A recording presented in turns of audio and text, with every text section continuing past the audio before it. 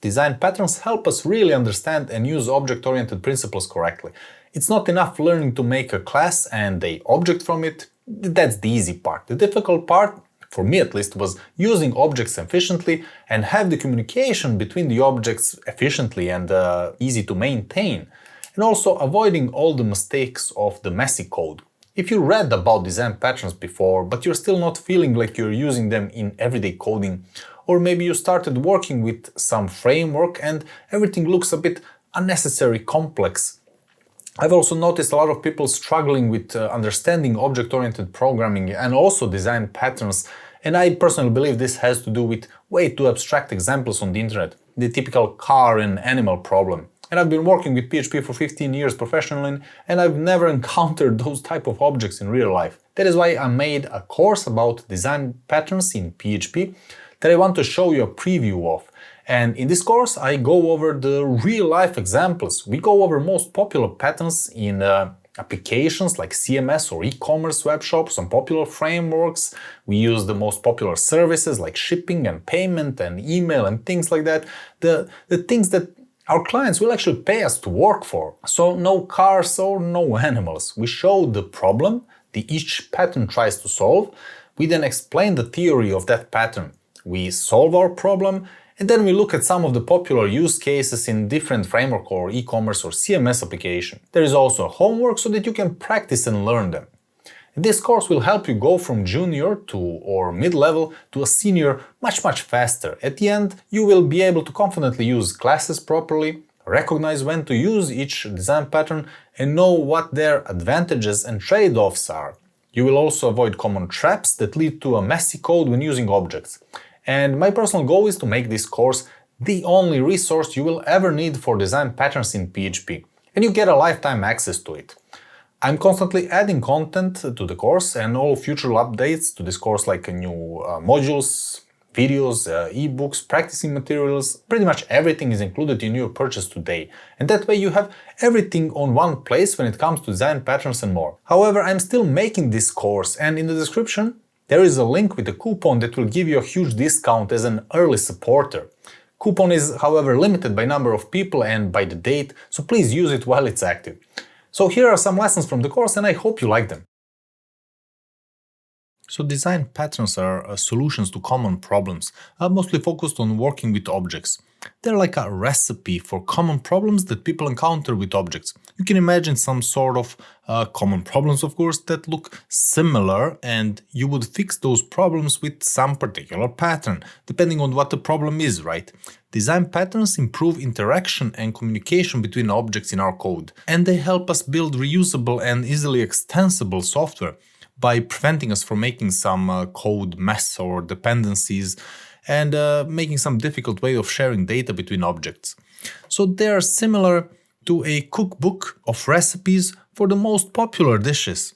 So a proven way of doing things, like making food. However, a design pattern is not a particular piece of code that will solve all of our problems. It is more a way of thinking when approaching some problem so that you can come with a solution yourself.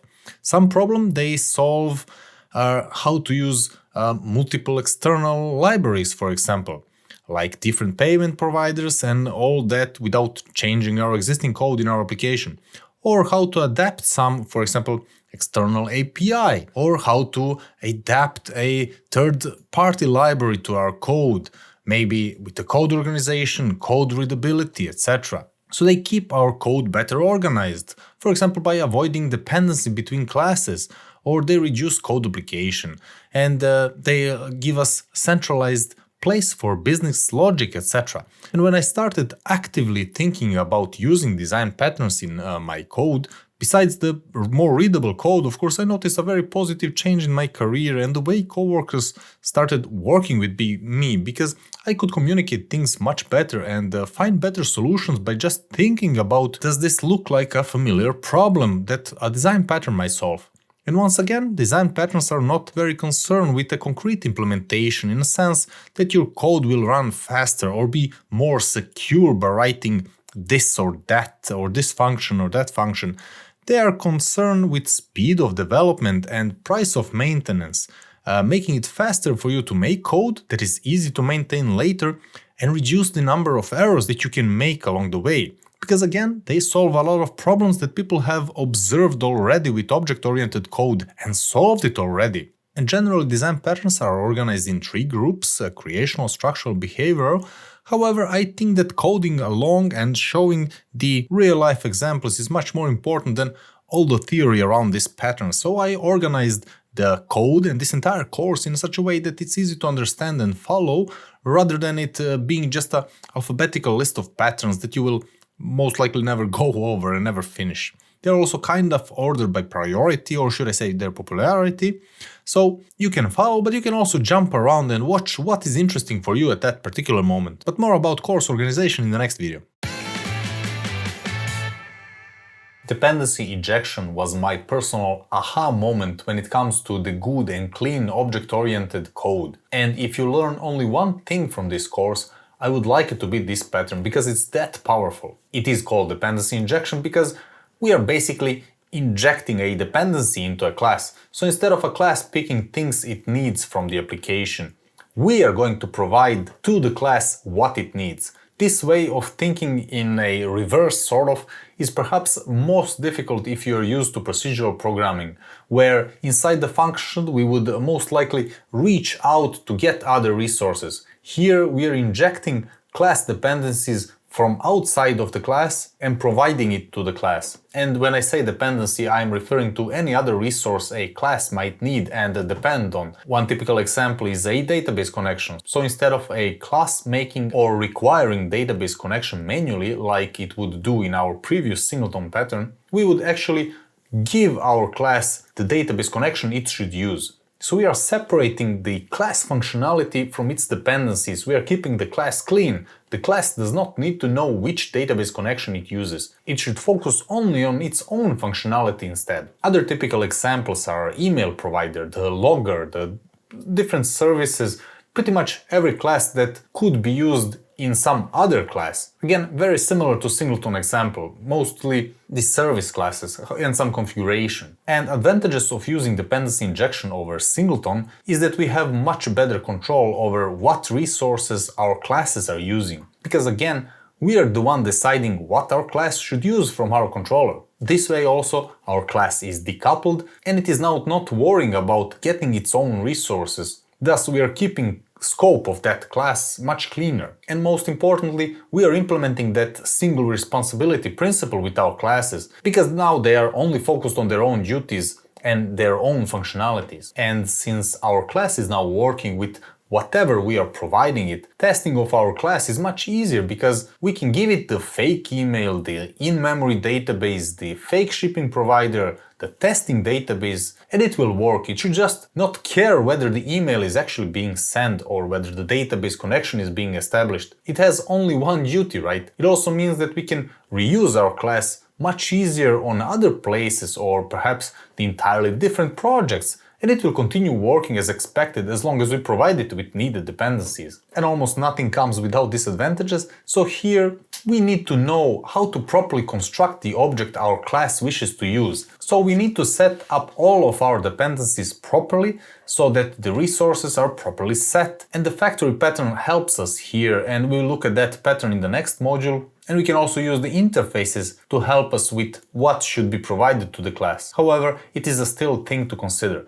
Another challenge is actually knowing where those dependencies are coming from, especially if you're not familiar with the entire code base and all the inners of your project. Like if you're using some new framework or some new project that you're not that familiar with, at some point you sort of need an entire structure that will help you track all dependencies and construct them properly and then inject them. And this can easily introduce a lot of code inside, for example, a controller, if you're just doing the initiation of an object there. And since it is very popular, dependency injection is used pretty much in any serious framework. Laravel uses it via its service container, the Symfony has a dependency injection component, and many others use it. And we can inject dependencies while constructing the class. This is to make absolutely sure that the class is constructed properly. For example, if we are writing an email formatter class, that would usually depend on some, let's say, mailer transport class. So this is called a hard dependency, which means that our mailer format class cannot even be initiated without the class it is depending on. And we can also inject dependencies later during the runtime, and this is called soft dependency, and we would inject them via some method like set formatting provider, for example, where we would pass in dependency that this class needs in that particular use case during the execution of our code. And this is often used when we have really complex classes that do a lot of things, or perhaps a library that can do several complex things like image manipulation, for example. Here we might not always want to crop and resize and change the color of the image. We would rather pass dependencies based on the actions that we want our class to do in that particular case. I will show you the example of the popular Imagine library that uses dependency injection very well, but in it we would set an object that will determine the size or the crop mode or the color mode, and then we would pass that object as a dependency to the class, but only when we are going to actually do the cropping or changing of color. In this case, having all dependencies required and the initiation of the class does not make sense, because the class can be used in multiple different scenarios. So similar to the singleton pattern we discussed in the previous module, these classes also have some dependencies. So here, for example, we are sending an email and then redirecting it. So we are getting all administrator emails and we are sending the emails notification to all the admins. Now these classes here, the user and the email, they both require database. So they initialize the database here and also here. And then they do what they need to do. They send the email, they save the notification to the database, maybe they save the log, etc. And here we can see that these classes, the email and the user, have their own dependencies. They cannot work without this database. So these classes need to create a database connection. And in this particular case, this is relatively easy and trivial. But in more complex objects, there is a lot more that needs to be configured inside the classes then. For example, in the email, we might want to log this email. And also, this email, for example, might need a different email driver if we should use, like, for example, Mailgun or Google SMTP or multiple instances of different mailers. And each of these services have a different way of connecting to its appropriate service, different ways of working. However, our email class should not care about the transfer. It should send the email whichever driver we provided. So here it would then have to initialize the correct driver, set all the connection parameters, or perhaps even store the usernames and passwords and everything.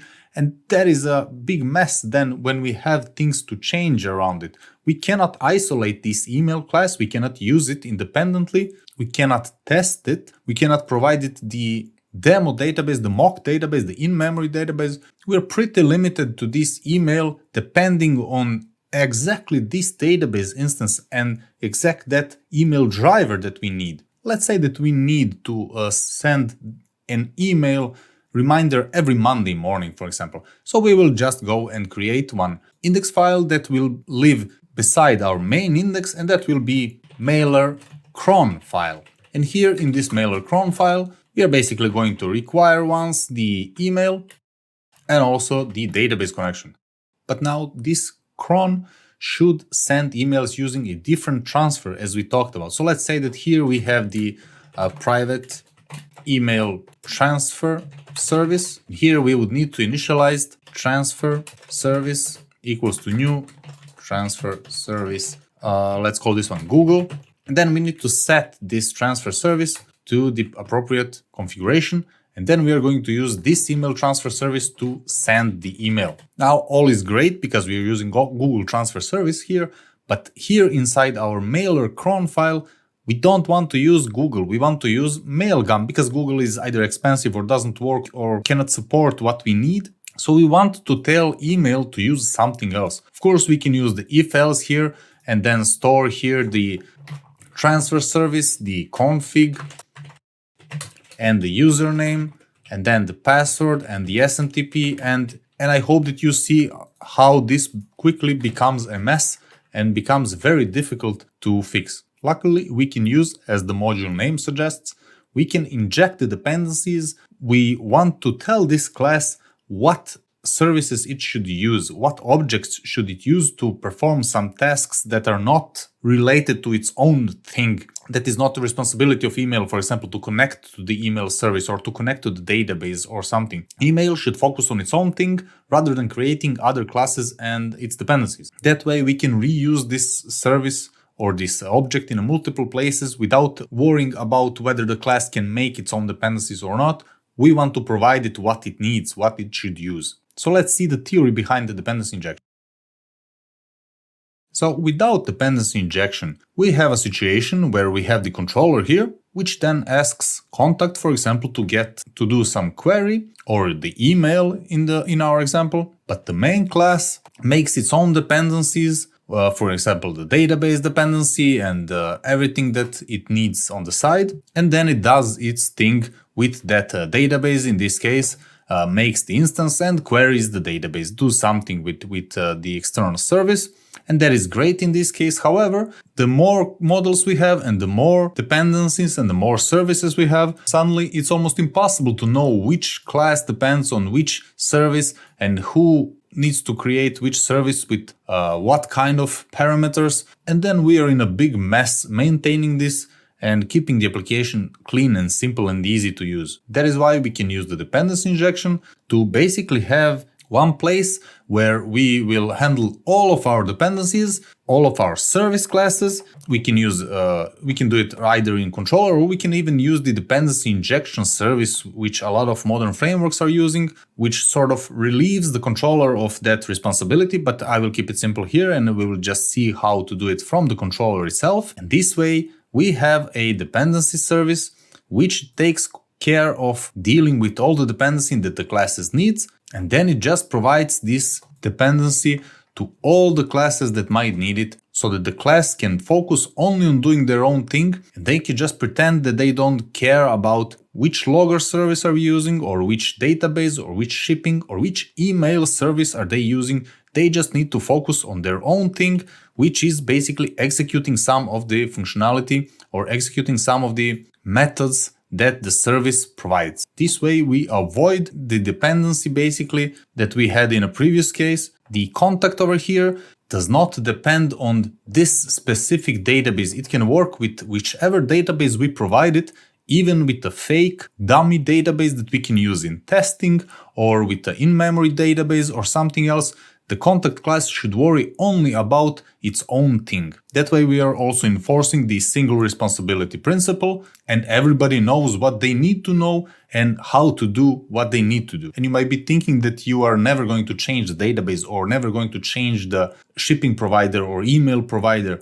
But believe me, you want all of your application to succeed. You want to shoot for the sky. You want to make the best thing out there, so that when it comes to reusability, you can maintain your code and you can improve. And that is the best way also to progress as a programmer. There is no way around it. You have to make a better reusable code to improve your career, to improve the speed, the quality of your work. And that is something we should think about each time we open the editor and work on some file. We always have to make it a bit better than we first encounter it. So let's implement this one in practice. So let's continue with our email cron function here. So how do you think we can solve this problem? Pause this video right now and think about the solution. How can we change this email class so that it works with whichever database and whichever email provider is needed, and that it's not tied to one specific file or one specific include and module? Okay, the easiest way is to perhaps make a new database connection file with the exact same functionality, so that this email can include this database connection and this Google Transfer Service and all services that it needs, and do the if-else around here as we discussed. And it might work in this simple example, but we want to be prepared for a bit more complex application. We hope that this project will grow, and then we don't want to dig inside all the files and all parents and all constructors to see if something somewhere is included and we need to change it. So let's remove these dependencies from inside the email class, and the easiest way is to basically remove them and initialize them before we actually call the email service itself, and we can just provide these emails, these services, to the email object. So when we initialize the mailer email, we basically here need to make this database connection before and just provide it to the email, and we'll do the same with the email transfer service. And then inside of our email, we are going to accept them. So database connection and the email transfer service. And then we are going to set this database connection equals to database connection, right? And the email transfer service equals to whatever we provided. And then our application will basically continue using this email transfer service. Sorry, this should be this, to send the email. However, one good thing is, as we talked, we don't need the Google transfer service here. We need the Mailgun transfer service, which has a completely different password username and completely different configuration, which might need some protocol parameter here, etc., etc., etc. And our email class should not care about that. Perhaps there is a different database connection, so we can make some remote database connection and provide that to the email class, and it will continue working both here, but also from here, because here we would as well just make a database connection. Let's copy this one. We can from here provide the different database connection to our email service, and we can do the same for the different mail transfer service, where we will still use the Google transfer service as an example. So we can now use our email object, our email class, with different services, with different database, and it will continue working no matter how much different databases and different services it gets, as long as, of course, those services have the methods that they need. And that is pretty much all there is to dependency injection. So it's just a different way of thinking when you need to have some class depending on some other classes. One thing I should mention here is that here we are making the hard dependency, which means that this email cannot even be initialized without the database and the mail transfer service, because it doesn't make sense. It cannot do anything without that. Sometimes, however, you might need a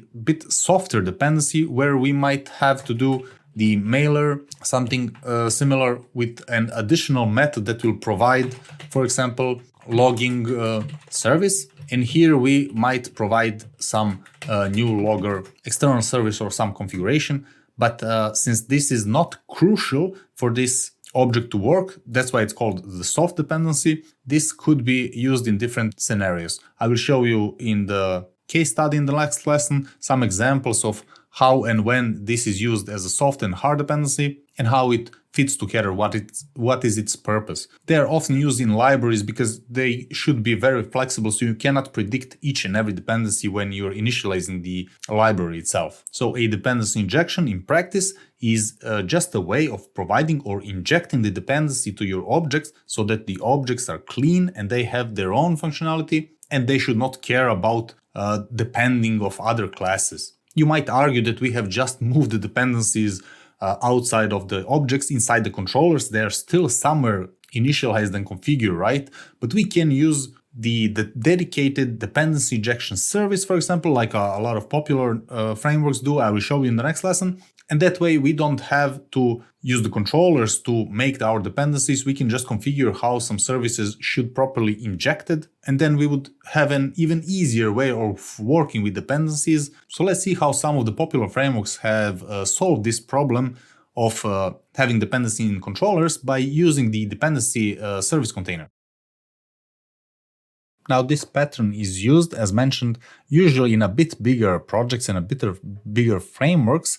But for example, here in Joomla, we actually have this Joomla factory class that does pretty much what we talked about. It is giving us the access to pretty much the most important parts of the Joomla. It contains multiple configurations on the different objects, so it can give you the database connection, for example, and it can give you the current user that you're working on, and it can give you the date, the mailer, the configuration, the session, and pretty much all the usual things that you would expect from a framework or from a CMS. And that way we can just use this get user and receive the Joomla user without us having to check the session, check the ID, see if the user is logged in, logged out, whatever. We can just say, give me the user, and the factory will create the object for you. It will configure it all. It will figure out if you have the privileges or not, whatever it needs to do, and it will give you the user so that you can use it in your code.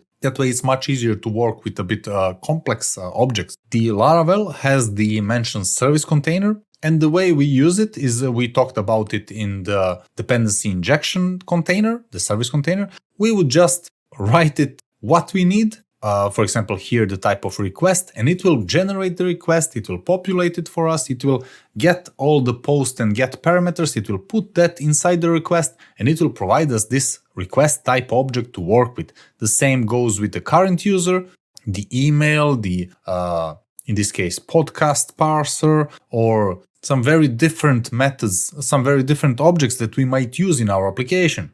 For example, we can ask for the event pusher class, and we can do really a lot of things like get the photo control, the file system and whatnot. And we can here even bind the services one to each other so that the Laravel service container knows how to build the service for us.